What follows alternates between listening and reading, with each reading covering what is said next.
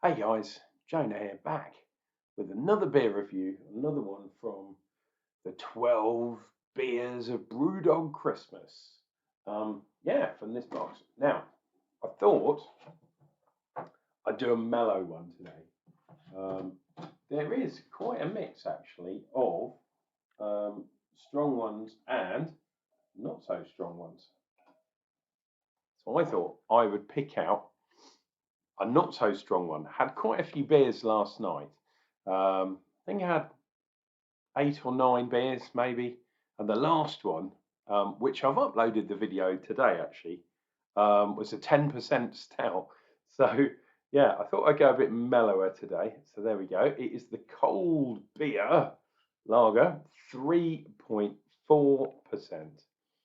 Haven't had this one before. No surprise there. What have we got in there? Any oats or wheat? No, doubt it. It's a lager. Cold beer, BrewDog. Um, yeah, I'm not actually going to be that. I don't think I'm going to be impressed with it. But you never know. You never know. I'm not really a lager man. Oh, that brings me on to another thing, um, which maybe some of you have seen on Facebook. If you're my friend on Facebook, if not, why not hit me up? You can see what I'm up to. Not that difficult to find. But yeah, I have had another box of beer given to me as a Christmas present, and it's filled with German beers. And they're all basically lagers. There's some dark lagers, so Schwarz beers and stuff like that. I don't. Oh, I think there might be some Bocks, but I guess that's a type of lager anyway. Oh, there you go. There's the old Santa. But that's sitting down over there winking at me. I haven't done an unboxing video on that, so I'm not sure. Not sure if I'm going to be honest. But yeah, a kind present from someone that loves me. But I'm bemused because I don't usually, for someone that drinks a lot of beer like me, don't often get beers as presents. Um, yeah, which is cool. Now, there is another crystal clear beer. The one thing you can say about BrewDog is they do not scrimp on making their beers incredibly clear. Look at that. That's amazing. I know lagers are supposed to be clear, but sometimes they're not. Look at that. Absolute lovely foam. But look at the carbonation. Once again, quite a good amount of carbonation. I'm almost 100% sure that at 3.4%, this is a forced carbonated beer. Getting that malty kind of aroma on the nose, tiny bit of sulphury kind of egginess, which goes with lager, as we know.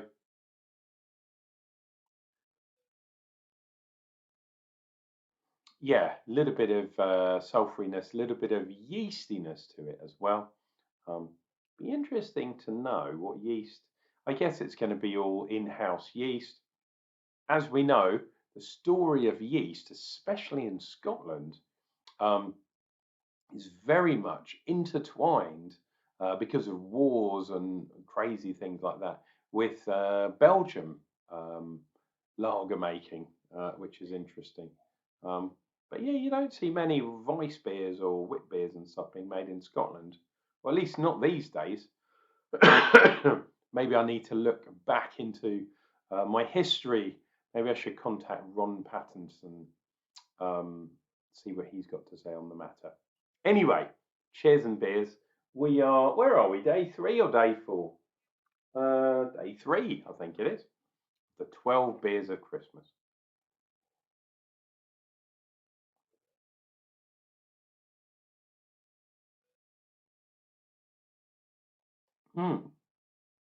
Tell you what I forgot to do.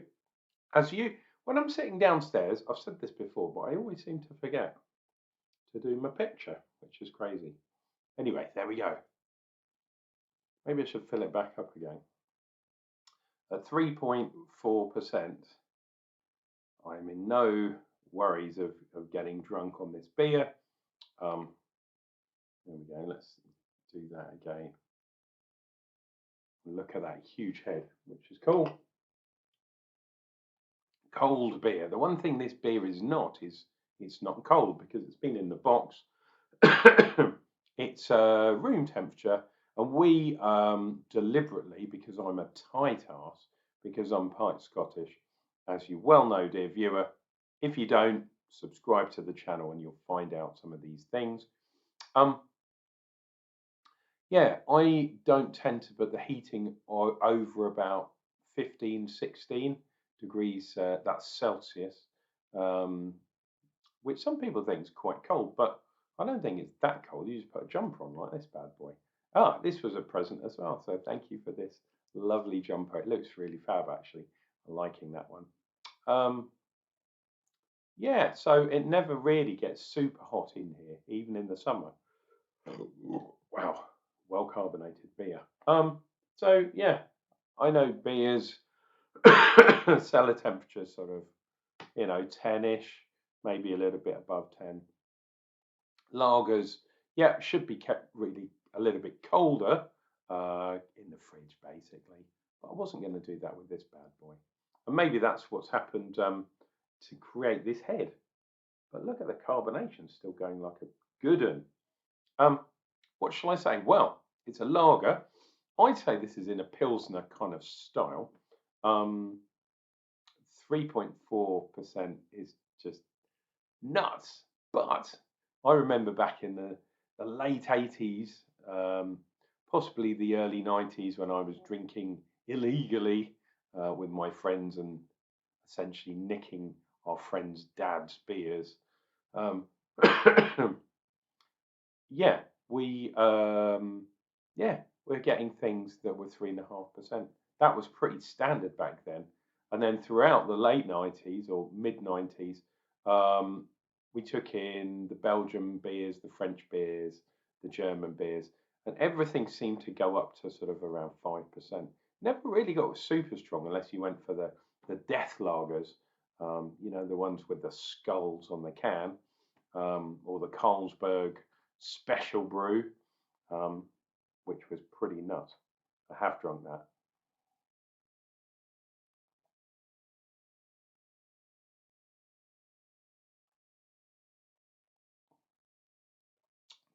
Tell you what though, this is very smooth, very pleasant. You're not getting that carbon dioxide burn, which we used to get from those macro lagers, without mentioning any names. But yeah, see, good amount of carbonation still there, but it's not the kind of carbonation that really sits in your throat and burns you. This is a nice smooth carbonation, like like a Bohemian Pilsner should be. And this is a fantastic example of that. Nice maltiness, nice creaminess in there too. I would say maybe there's a tiny touch of wheat or wheat malt in there. Um, Maybe not, but it's giving you that nice malty kind of stuff. What the hops are in here, I have got absolutely no idea. There's no real hop flavour at all.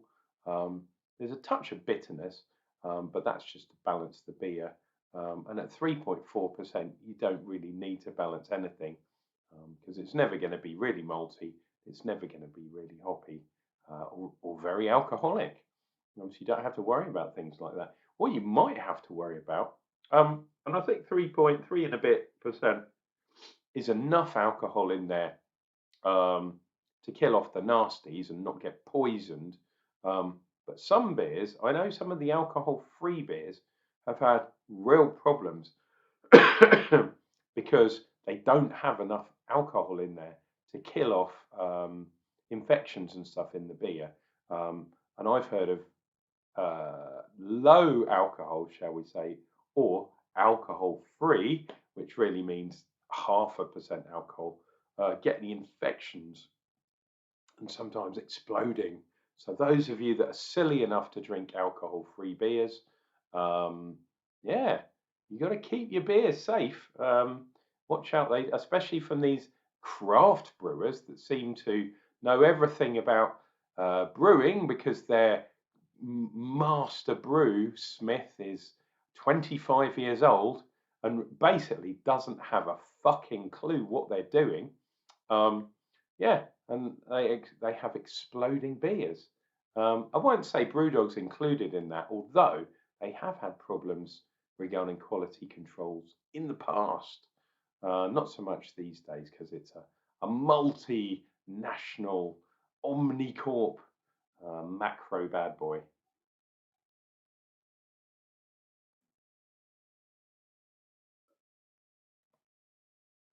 Have to say though, that is exactly what it's supposed to be. That is a lager. It's a cold beer, and I go further. It's a Pilsner style lager. Really, really good. Don't really like the style myself, but it is very, very true to style. And that's what matters at the end of the day. This has been Unclejona, drinking beers for your entertainment. Hopefully, I have been entertaining you and you've stuck with me this long. Thank you for doing that. Yeah, give me a like for the video. Join me in the comments down below. Um, and I'll be back. I'll be back, like Arnie, for another beer review, and that's going to come up real soon.